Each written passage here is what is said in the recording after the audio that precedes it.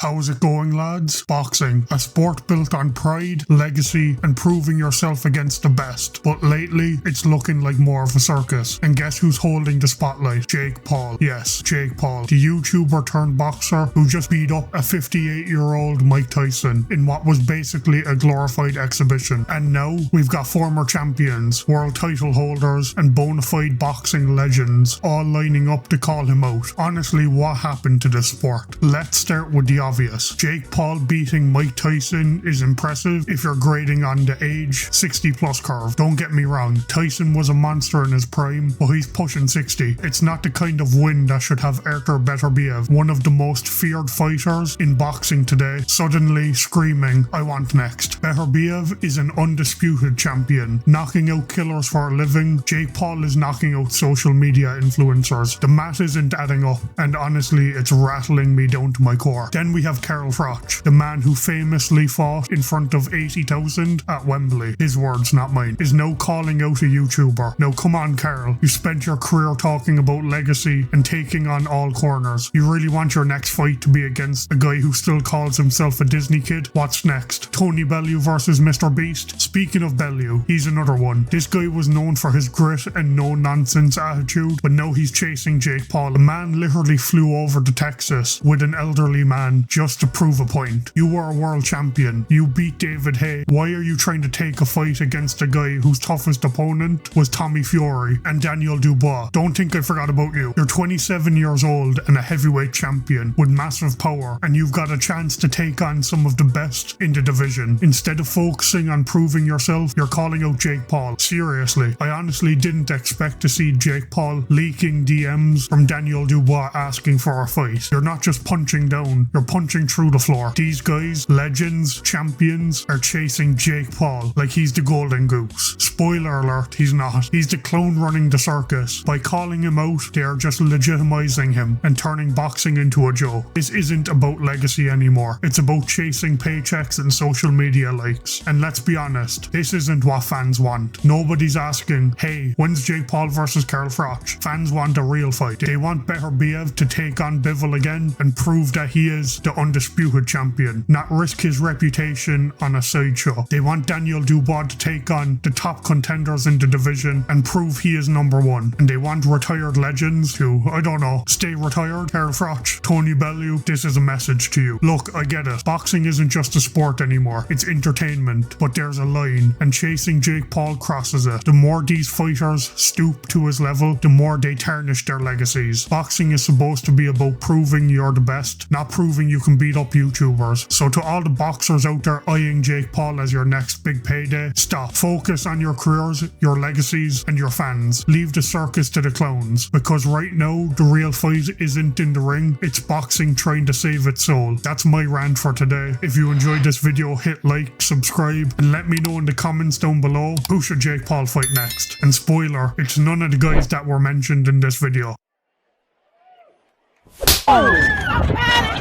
He needs some milk.